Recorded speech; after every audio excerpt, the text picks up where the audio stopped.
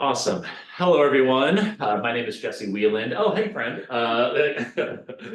Sorry. Anyways, my name is Jesse Wheeland. I'm the Associate Director at the Office of National Fellowships. I also have a few of my colleagues here if you'd like to introduce yourself. Go ahead. Yeah. Hi, I'm Maddie Rodnight. I'm the Associate Director of Presidential Scholars. I'm Craig Fowler. I am one of the associate deans in undergraduate studies. Yeah, so we're a pretty small team just across the hall. I think you've probably met half the team, if not slightly more. But obviously, we're here today to talk about graduate fellowships, specifically in the United Kingdom. Before we get into all of those details, just a little bit about the Office of National Fellowships. Has anyone worked with our office before? Okay, you don't. Wait, no, I'm kidding. Okay, awesome. If you haven't, what our office does is we help students like yourself with various interests, academic backgrounds, help you find opportunities, fellowships, which I think the easiest way to describe that is it's a scholarship with a learning outcome. In this case, that fellowship is helping you earn a graduate degree abroad. But we work with many other opportunities focused on research, focused on foreign language study, focused on the creative arts, really whatever it is that you're interested in, and hopefully help you find the funding that you need to go and have that experience. So with the competition for these awards, the benefit of that is they will pay for your flight, they'll pay for your program, they'll pay for your cost of living. And so you should definitely apply, which I know is why all of you are here.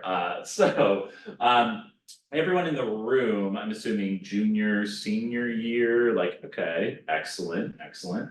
Now, so when it comes to graduate study in the United Kingdom, all of these different fellowships, from your Fulbrights to your Marshalls to your Rhodes, they all have many different similarities. They also have some distinct differences. So I'm going to try my best to avoid the redundancies. And so at the very beginning, we are going to talk broadly speaking what these awards are looking for and what you need to have ready. And then we'll go through the individual fellowships, touch on some of those nuances, because when it comes to these fellowships, all of them are in their own right, pretty rigorous applications. But every year, there's always a few students that we have who are able to identify, which of these align best with their mission and their academic goals. And maybe I can balance a Fulbright alongside a Marshall Scholarship, or maybe I can balance a Rhodes alongside my Marshall Scholarship. Maybe you'll be that unicorn applicant that applies to all of these, but save yourself the heartache, the brain ache, any of that, and choose the ones that best align with your mission. That'll make more sense in just a moment. And so this is going to be information overload. This is just to give you a sense for what these different fellowships are looking for. And we'll get into the application timeline coming up because, so seniors in the room? Okay, and then junior in the room? Excellent. And so regardless of what your plan is, we hope that you can find how to fit this award into that plan. For reference, our Rhodes finalist last year was a year out of their undergraduate degree at Florida State, and was taking a gap year, but is still eligible for the program. So thought, why not? But to kind of circle back and get started, some of the commonalities with these awards, the earliest that we can work with students is during their junior year, because that timeline when we start working with you is primarily the summer ahead of what is your final year. We can find other fellowships and opportunities that are relevant for this, of course, but for these awards, the deadlines begin, at least our campus deadlines, at the end of August. And then can last through mid-fall, even into late fall for some other fellowships as well. But you're applying to these programs clearly well in advance of when you would actually start that graduate degree. So I'm applying fall, if I'm a junior, I'm applying fall of my senior year to then start ideally fall of the following year. If you're a senior and you're planning on that gap year experience or whatever that may look like, the timeline for you remains the same. And I'm sure something that you might speak to in your application is what you are doing during that gap year. But regardless, graduating seniors, the opportunities you're going to offer, the very baseline, you'll see that a lot of graduate degrees in Ireland and the United Kingdom span 1 year, the fall, spring, and summer. Some of these opportunities, Marshall specifically, can offer up to 2 years of study for maybe 2 separate master's degrees that are complementary to one another, or one multi-year program. Or maybe you're thinking of looking at PhD programs in the United Kingdom, regardless, anywhere from 1 to 2 years. They're gonna require that you have at least 3 to 8 recommendation letters, which I know it's rude as hell, like, why are you asking for more rec letters than I have friends, but that is what we were looking at. But 3 to 8 is the span. I would say 3 is often more common for many of the fellowships that we work with, but university endorsement, what that means is that for some fellowships that our office works with, you can apply entirely on your own. Obviously, we don't recommend that. But for these opportunities, you need to go through our process. And that's why we have campus deadlines well ahead of what you are going to find on the website for Rhodes, Marshall, Fulbright. And so by meeting our process, we do have campus committees, you will have an interview, and for opportunities like Fulbright, that is to get an additional piece of information endorsing your application. However, for something like Rhodes or Marshall, that could determine whether the university chooses to endorse your application and move it forward or not. And so the best thing that you can do for yourself during this process is to work with us early. And so you're not having to cram all of this into the weeks leading up to the deadline. The essays that you're going to be asked to write are all going to be asking different iterations of the same questions. They're going to be asking you to explore your academics and the things that you have done at Florida State, asking you to highlight examples of leadership, things that you've done on campus, off campus, in your community, in your organizations, whatever that may look like. Service experience as well. They're going to be asking you to really delve into the specifics of this specific graduate degree that you have chosen.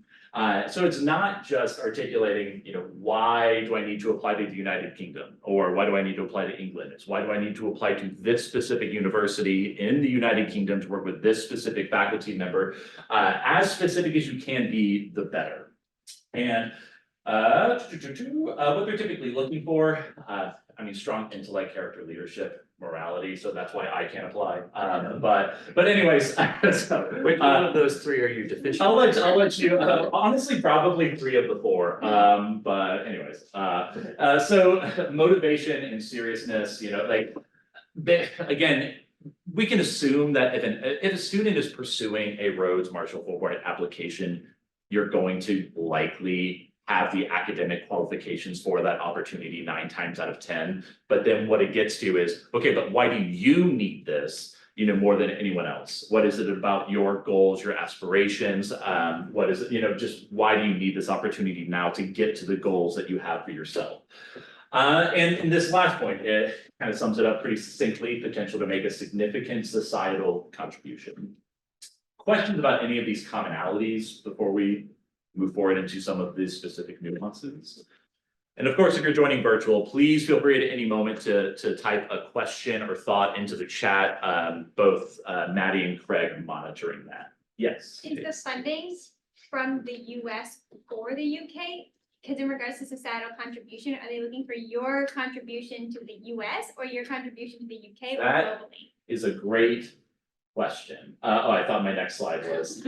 Well, we'll get into that in just a second. That is a really great question. And so if you couldn't hear, the question was, are they looking for societal contributions in the US, in the United Kingdom, both? But yes, we'll get into that in just a moment.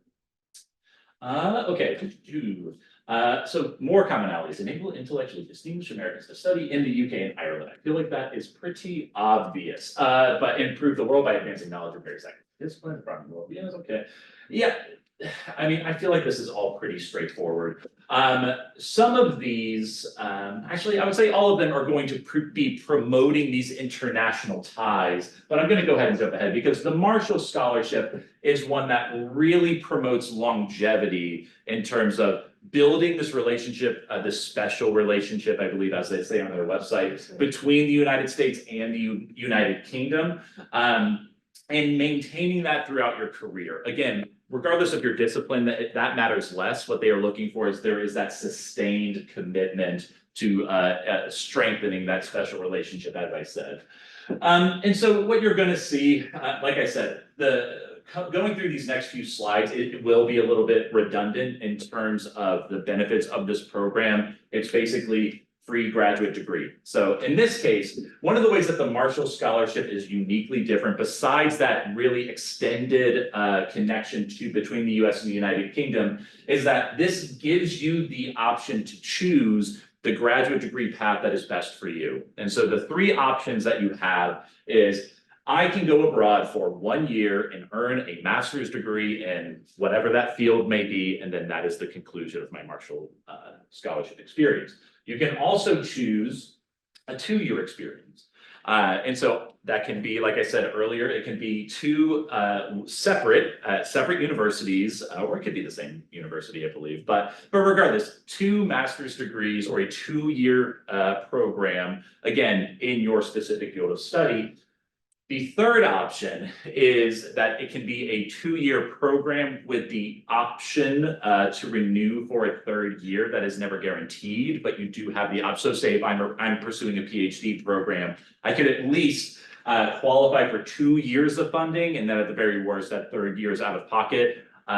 Or like I said, you can apply for that 3rd year. It's going to cover your books, fees, your cost of travel, your housing. Marshall and many of these are going to have a very robust alumni network. You can look up past Marshall scholars on their website if you're so curious. And this one, 4 letters of recommendation. I should get this out of the way so you can actually see what it is looking. Can I just see? Here we go. That's fine. Yeah. Okay. So personal statement, proposed program, and why the United Kingdom. And correct me if I'm wrong, but if you are only proposing, because Marshall's mission is I need to build and establish, for many people, this is their first time in the United Kingdom, but I need to build and build relationships, understand British culture, understand this region. Yeah, you can do a lot in 1 year, but our impression is that Marshall tends to prefer that you apply for that multi-year program. So they allot a certain small number of 1-year programs every year. And those are really meant for people that have a very sort of rigorous educational journey ahead, i.e. med school. And so it's not inappropriate for somebody that's going to be going on to med school that finds a 1-year program in neuroscience or whatever related field that they want to study to apply for a 1 year. But for most of them, they're going to be like, even with law school, even with going to get a PhD program, they're going to be like, why aren't you trying to make the most of this time to do a 2-year program? So if you are a pre-med student, that's going to be a little bit easier on that 1 year sort of justification. But usually they're like, and even our internal faculty committee is going to be like, why aren't you trying to do for 2? They offer proportionally so many more of them than they do of the 1 years. And you can find on Marshall's website all of the partner institutions that they have, but that is not an exclusive list. You are more than welcome to branch out.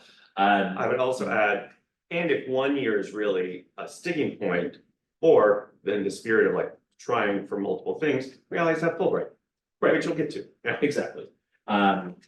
But I would also say, so when you are choosing these programs and these institutions, you are more than welcome to select, I'm going to do 1 year at Oxford or Cambridge or University College London. But Marshall does really like to see students that go off that traditional path. Like obviously, yeah, what I would say to try and avoid is like, I'm going to go to Oxford and then I'm going to go to Cambridge and be the cutest, nice. Oh, they won't let you. Okay. Okay, then don't even try that. But the point is to be really creative with the universities, like do your research. And if it all just circles back to, yes, I do need to do this 1 year at Oxford or Cambridge, great. But I think you might also be surprised in finding for example, a few years ago, I worked with a student who was applying to a Fulbright, different award, but trust me, it still applies here, whose background was in architecture and was looking at graduate degrees in that field. And they were down between 2 institutions,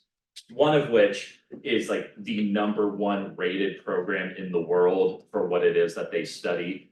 So kind of obvious why that would be in their running for their program. And the other institution, I mean, it's still UK, it's still prestigious, but was in a smaller city, but it actually had access to the specific styles that they wanted to study. which ultimately being that was where they applied, because is it better that I have access to the academics in my field or the actual materials and resources that I am studying, you know, and so again, it's a difficult decision to make, but if they were applying for a Marshall, they could have done both.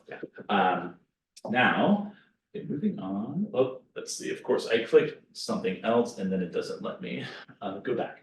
US citizenship is going to be required for all of these. Complete your first degree from credit for your and so you will see for like your Marshall, for your Rhodes, for your Mitchell, I believe as well, that minimum GPA is a 3.7. Fulbright does not have a GPA requirement. However, I mean, it's kind of obvious for any of these, you're going to need the academic record to get acceptance into the institution that you are applying to. And so if you can do that, then you're eligible for Marshall and all of these others. Yeah, I mean, I would not have studied or hold a degree from a British university. Most students graduating from Florida State do not, so rarely is this an issue for us. I will say, because this question often comes up, if you went to the study center, that's fine, it's not the same thing. Yes, the same thing with Fulbright, you'll see on their website, they prefer like minimal in-country experience. What that essentially means is like, if you have spent a year or more there consecutively and you're hoping to use a Fulbright to continue your experience, like that makes you ineligible. If you've been to the study center, or even for students like, I've lived abroad, I've lived in the UK as a kid for a while, but you know, there's been years of separation, like all of that is fine. Now this deadline, like I've kind of already alluded to, is going to be the same for essentially our Rhodes and our Fulbright application cycle. All of this work is going to take place over the summer. And so that's why we're presenting to all of you now and trying to get you into the office, because if you're trying to send emails and make connections and chat with faculty at the institutions that you are hoping to apply to, one of the cultural differences between the US and the United Kingdom is that the UK takes their holidays very seriously. I wish we did more of the same here, but they will just not respond if you send them an email in late June or the middle of July. They will respond, likely in August, maybe September. And so you want to try to build those connections as soon as possible. And so early June, get your pre-application done. The campus deadline you're going to find for most of these is going to be mid to late August. So I think this past year was like the week before classes started, just for example. And then this national deadline is going to be in late September. And so after you go through our committee interview process, if you are endorsed, you do get feedback on your application that you are able to implement. We usually give students about a week or two to implement that feedback and then get their applications resubmitted. Any questions about Marshall so far before we move on to the next one? Cool. Moving on from Marshall, the Rhodes Scholarship, one of the more recognized scholarships that we work with. Or if students don't know what fellowships are, usually they've heard of like the Rhodes Scholarship, it's because it's one of the oldest. So again, similarities. Everything is covered for your experience at Oxford, travel to and from a very extensive alumni network that is getting close to now a century worth of alumni. Unfortunately, some of them are no longer with us, but so you can't reach out to all of them. I do apologize. So this is one of those opportunities where they do ask for more letters than I have, but for academic, for character references, and you will find, and I should have specified for Marshall as well, it is an academic reference, a leadership reference, and a character reference, if I'm not mistaken. And so think of who those three recommenders are that can speak to those qualities, like I said, academic, leadership, and character.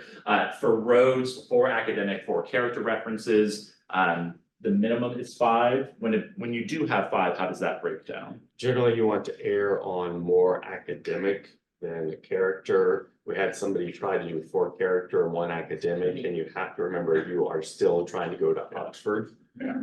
And so while they need your character, they need to line up. So if you're going to do 5, usually a 3 and 2, a 4 and 1 on the academic side.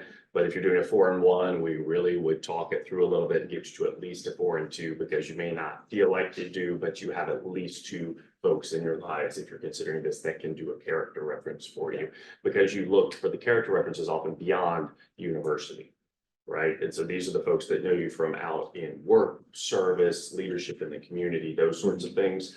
And so oftentimes when people first approach this, they have an easy time coming with 2 or 3, sometimes even 4 academic references. but they think they have to think just about campus, but remember, like, they are really wanting to know you holistically in all of these, so we look beyond the confines of the university for those character references. Yeah. And so kind of to circle back to Kate's question, so when we're thinking about Marshall, it's not that the impact, that societal impact is restricted to the US and the UK. That might be their area of emphasis. Now Rhodes, like their tagline is like and I might butcher it, but they're looking for students that are wanting to fight the world's fight. And so it's not exclusive to the US, to the UK, and that is because like US students can apply to Rhodes. There are many other nations across the world that are eligible for Rhodes scholarships, and so it does take on more of a global perspective. And one of the other major differences when it comes to the Rhodes Scholarship, so for example, if you are applying to Marshall, we are happy to sit down with you and read your essays, and we are going to give you direct feedback on those essays. We'll do that over the course of a few months. And so Rhodes, their idea of equity, and I am speaking very politely here, is we cannot view your materials. This is an application you do entirely on your own. Rhodes, the Rhodes Trust believes that will make these essays more authentic to you and your voice. Now, if I sit down with you and we are working on a Marshall Scholarship, and you take the advice that I give you, the edits that I give you, and if you apply that in your own time to what you are writing for Rhodes and I never see them, then like, great. We're not breaking any rules here. But this is something that unfortunately you have to do entirely on your own. And so that's often why students will work with us on a Rhodes application in addition to a Fulbright or a Marshall or any of these others. Does that make sense? So you will have to sign this pledge in your application to make sure that no one's eyeballs have looked at your essay but yours. I would also add, we have to sign that pledge when, yeah. And this was Daniel's situation. He had not yet turned 24. So even though Daniel Zuniga, I should say, he was our finalist last year. So he was in the middle of his gap year and just decided, you know, why not shoot my shot? You know, because and this, I should have said this at the beginning, you know, but I think it's still stands here, is do not let prestige for any of these awards be a reason why you do or do not apply. On any given year, Rhodes will admit that we don't know what we're looking for because we don't know what we're going to have in our applicant pool from any given year. So they got to choose what, 32, I think is what Rhodes ends up selecting when it's all said and done. And so why can't that be you? We have sent 3, we've had, all right, I think we've had 3 in the history of the institution that have received Rhodes. 3 since this office opened. Excellent. And that doesn't, so again, pre-application, this one runs a little bit later, early July, but regardless, if you're working with us concurrently on these, it's all gonna bleed together anyways. Campus deadline, mid-August, national deadline, early October. Yes. You have to be 24 when you apply or 24 when you start. You can't have turned 24 prior to the deadline. October 1st. October 1st. Of the year. Yeah. Okay. So Kate, are you, this is your year, this is your Yeah. year, right? I'm Okay, turning excellent, 23. excellent. Yeah. Okay. So get started now. Okay, so the George J. Mitchell Scholarship, Ireland. Apply to Ireland. It's really the only difference. I mean, I'm sure maybe I'm glossing over a couple of things, but same thing, you know, tuition expenses, everything covered, Ireland or Northern Ireland. 5 letters of recommendation, 3 of which need to be academic. Yeah, it's Ireland. Yeah, I don't really have much else to say. If you're don't overlook Ireland and Northern Ireland when you are looking at universities abroad. I think oftentimes we can really hyperfixate on England specifically, then maybe to a lesser degree, Scotland, to an even lesser degree, Wales, and then maybe Ireland even. So consider all of your options for what is out there. And I would just add that this one's only for a year. Exclusive to 1 year, so. Is the Marshall applicable to Northern Ireland as well? Mhm. Okay. Anywhere in the UK. Yeah, so, I had another question. Sorry, did the Marshall have an age requirement? 30. Or, okay. I should, yeah. You can be a little bit older, so it aligns with Mitchell, so. We might have lowered that a little bit, but it's not 24. Right. I'll double Right. check. Cool. And so the nice thing about the Gates Cambridge Scholarship, and so you can kind of think of that like this, it's like the Rhodes is to Oxford as Gates is to Cambridge. The nice thing about this application process, maybe this is on the next slide, so I might be jumping ahead, is right here. It's part of the university application. And so they fold it in very well. And so you have one additional essay to write to qualify for this scholarship, but it's a little bit easier, I would say, to approach than some of these other scholarships, which I should have pointed out with Marshall, and this is relevant for Fulbright as well. You do need to treat the fellowship application process separate from the application to your institution. So we are working on your application for funding. Think of it as like that. And then you in your own time, and of course, I'm happy to read those essays as well. You need to apply to the institution so you can earn acceptance and try to line that up with when you would start your fellowship. And I even think for Fulbright, and Craig, feel free to chime in for Marshall, but for example, if I'm applying to, and I know we haven't gotten to this yet, but if I'm applying to a UK Fulbright, I do believe review committees like to see that you've applied to that institution, maybe even earned acceptance into that institution prior to the deadline for Fulbright, which is going to be early October. It's not necessary, but if you do that, what you would need to do is then defer your acceptance to the following fall to then begin. But if I'm a Fulbright review committee and I'm looking at your application, I think it's a pretty feasible application if I can see you've already been accepted into the institution. If you haven't been, it is not the end of the world. If you do make it as a semifinalist, you're able to re-access your application and upload your acceptance to then show them that you have been accepted. But try to think about, when do I need to apply to the institution in order to apply for the fellowship funding?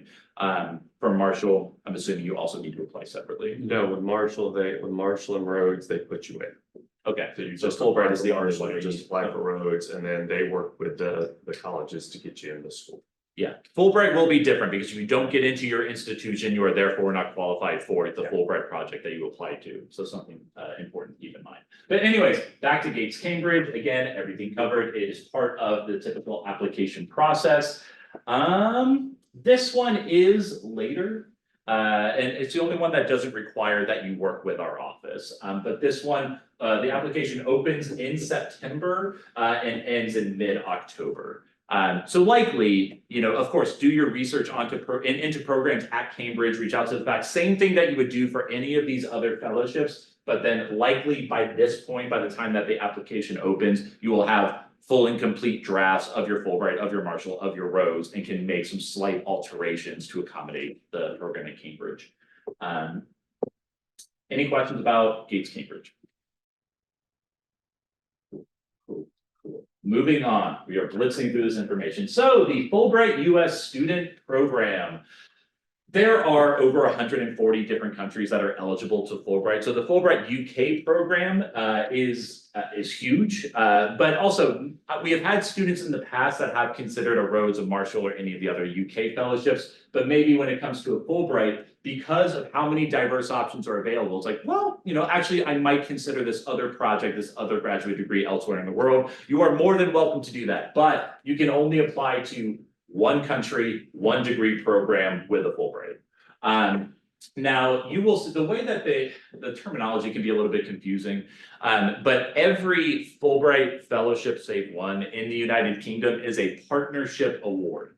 And so what that means, you'll go onto the website, and if you have time at the end, I can always bring that up. You will go onto the website and it'll say one Fulbright at King's College London. And if it's left vague like that, it means any graduate degree program at King's College.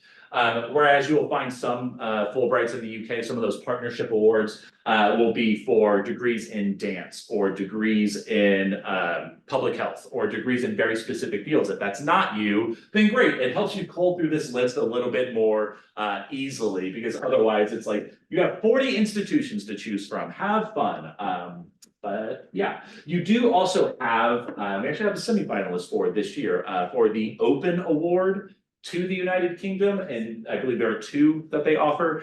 And what that means is If you are looking for a research project in the United Kingdom, not necessarily, I'm trying to earn a master's degree. Or if you are looking for a graduate degree at an institution that does not have a partnership fellowship, then you would be applying to the Open Award. It's kind of the catch-all for the United Kingdom for Fulbright. Let's see, travel expenses. So with Fulbright, 3 letters of recommendation, academic awards look best. You can have a character reference, but I would say at least have 2 of these be academic, if not all 3.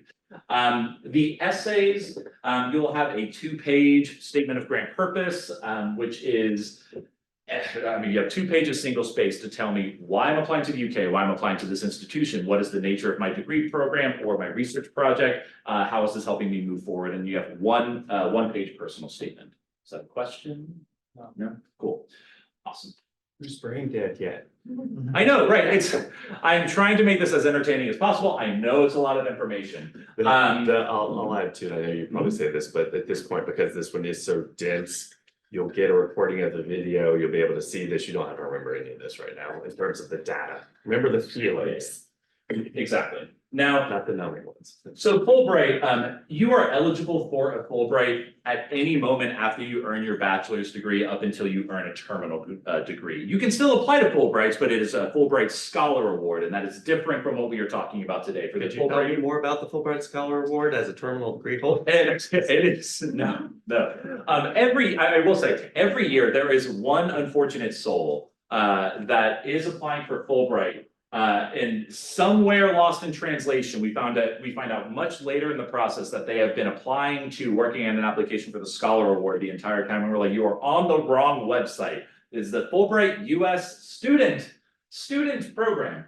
And so anyway, so we worked, like I said, for all of these, the earliest we can work with you is the summer before your senior year or your final year. But we work with alumni, we work with master's degree students at the Office of Graduate Fellowships and Awards upstairs and doctoral students. This one is, if you are considering any of these, we are likely going to begin working on a Fulbright application sooner than the others and be able to transfer what you're working on there. And so we are finishing a Canvas site that you'll be able to enroll in. So you'll be part of this with all of the Fulbright applicants at Florida State University. And then mid-August is going to be the campus deadline. You will interview in mid-September. You will get feedback for that early October deadline. Yes. I have a question about the Canvas. So Mhm. I graduate in May.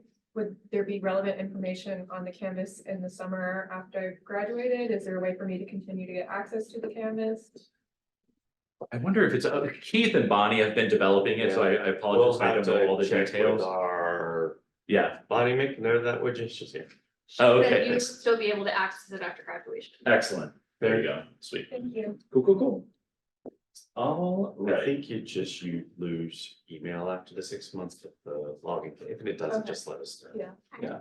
Yeah. Question, just for Fulbright, can you apply to the Fulbright UK student program and a different Fulbright program? No, it's one at a time. So if you would like a Fulbright ETA or a Fulbright research, you have to. do Yeah. one. and that's what makes it tough, is because they do receive over 10,000 applications for like every country and every award. That does not mean you're competing against 10,000 for your single partnership award, but yeah, you do have to make a decision.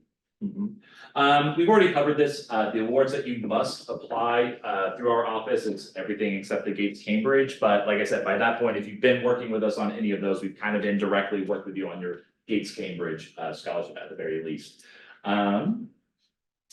So how can we help? Again, kind of already touched on it. Especially with Fulbright, it's a lot of pieces to manage. We are managing your statements of purpose, your personal statement, your recommendation letters, your affiliation letters, sometimes language evaluation forms for Fulbright when appropriate. And it's a lot to, you're having to wrangle all of your recommenders and supporters, and we are here to help make sure that you do that. We're here to help you access resources. And so we have writing workshops. If you would like to write down the date of these, they're coming up in April. You're more than welcome to attend, to sit down, work with a peer who is also working on a Fulbright application or applying to one of these UK fellowships, and to get feedback. So you're not just getting my ideas for the next 3 months. We also will do more informal advisor swaps, so maybe 1 week you can meet with Craig, 1 week you can meet with Bonnie, you know, over the course of the entire summer. Context for specific questions, yeah, you can find all of this on the individual websites. So sometimes students will come with a very specific in-country question that I just don't know the answer to, but we have plenty of contacts within Fulbright that we can put you in contact with and within these other fellowships. So we are just here to help you access all the information you need and get the edits and critiques that you are looking for. It's also important to remember, we have talked about very specific and competitive fellowships. It is more than feasible that you can study in the United Kingdom as not a Rhodes Scholar or as not a Marshall Scholar. I can't speak to every UK institution's process, but for example, some of the students that I worked with last year on partnership awards for Fulbright, after they were accepted into the institution, they were automatically run through a list of scholarships based on merit, based on identity, that they qualified for or could apply for. And so again, that goes back to why it's so important to reach out to these universities early, is to try to get in contact with their international student liaison offices and be like, hey, look, I'm from Florida. They might, you know, say, we're sorry, but anyways, I'm from Florida and I'm looking for funding. What can I do? And they have plenty of advice for you. And so we want to make sure that you understand that I don't have to be a Rhodes Scholar to study in the UK. We send Florida State students to these programs every single year. If not through the fellowship, they go and study anyways. So once you complete your application, yes, kind of exactly what I've been talking about. We have like Marshall Scholars on campus here. We have Rhodes Scholars on campus here. We have Fulbright Scholars on campus here. And so dependent on your area of interest, we would love to put you in contact with them to ask questions about maybe their academic field, or if that's not relevant, can you tell me about the fellowship? So again, I know we're getting a little redundant at this point. So I will let you read this and just say all of these different fellowships ask the same questions. If you can answer your goals, if you can talk about your plan and what you see for your future for one fellowship, you can do it for a second fellowship. And this process, it forces you to start thinking about graduate school or that gap year, whatever that may be, early. And the earlier you think about it and start preparing, I can guarantee the more competitive your application is going to be. And then for students of mine in their junior year that then apply for Fulbright, apply for Rhodes, at the very beginning of their fall semester of their senior year, those applications are then relevant for the graduate degree programs, maybe domestic programs that they're applying to December, January, February. And so you're essentially working on this well in advance. In the best case scenario, you get the fellowship. The worst case scenario, you have excellent competitive essays that you can use for job applications, internship applications, or grad school applications. This is all of our contact information. We are a very tiny office. Unfortunately, Keyshawn is graduating. So it is going to be down to, you know, you've met 2/3 of the office. Congratulations. Soon to have a fourth member. And so we will get back to you. Yes. It takes time. So, I mean, why wouldn't you? You get to work with us, but I digress. Anyways, so feel free to reach out to us early. We all work on Fulbright and these UK fellowships, you know, but we will reach out to us with your availability and we'll be able to find some time to meet with you after spring break. Yeah. But Craig, anything that you would like to add? Anything that I missed? Any words of wisdom? When you're thinking about this, it's important to come at it from two sides. What you're going to do and what the program is looking for. In other words, I've talked to many students over the years who can come in and make a brilliant case for themselves for why they'd be a good Rhodes Scholar, but then you ask them what they're going to study at Oxford and they just blank and they can't answer the question, and you get them to sort of try and figure out what they do and they can't find a degree program, but you have to have both. Similarly, I can have somebody that's found a great degree program at Oxford and they can make a really strong case for it, but when you ask them to like articulate how they'll be a good Rhodes Scholar, also they're just sort of like, I don't know what I'm supposed to say or how to even begin articulating it. And so both things have to sort of come together. You have to look at, and this gets probably back to your original question, you have to look at what each award is looking for and think about what it is that you're trying to do, And then how you as the third person in that triangulation, or the third thing in that triangulation, brings those two things together. Thank you. Yeah. Any other final questions from those in attendance or virtual? Yes. Okay, this is going back to the Rhodes Scholarship age thing, and I know we talked about this a little bit in our meeting. I am 24, I will still be 24 in October. Yeah, wait, yours is a special case, don't melt my Yeah. brain with it right now, Okay. but I've got it on my thing too. Yeah. Ether, Yeah, yeah, and in fact, if you want to send me a follow-up on I it, will. that way it just moves it back up, because I put a query out about that. There's an exception, but it's a very strange exception, and I never got a hit back, so let me do it again. Yeah, I'm but ready. don't melt my brain with it right now, I won't be able to excavate that out right now, yeah. Emailing you about being old is what I'm writing. Yeah, hey, well, I am I'm old there with myself. I've been asking Craig that for years. There's nothing we can do about it, unfortunately. Yeah. The geriatric. Yeah. Bonnie does bring up a good point. Please remember your username and password, not just for the Canvas site, but I kid you not, every year. We get students that find out they're semifinalists for Fulbright, and I will wait days before I reach out to students, because I'm never gonna break the news to you, and I waited a week before I reached out to one of my students like a couple of years ago, and they were in the middle of class, and they called me immediately, and they're like, oh my god, I didn't realize, because it was their Gmail or something they had set up with, and they were only using their FS. So the point remains, be up to date and write it down somewhere, what email and password you use for Canvas, for these logins, for these as much as possible, just try and use your FSU, because it's school related, just try and use your FSU login ideas, usually the general advice we give, don't use your other special ones, just think of it as like, it's school, it's FSU, just use your FSU login, and then that way you don't have to remember, even if you use a different email address, that's fine, but just use like your password as much as possible. It's- Yeah. Cool. Y'all are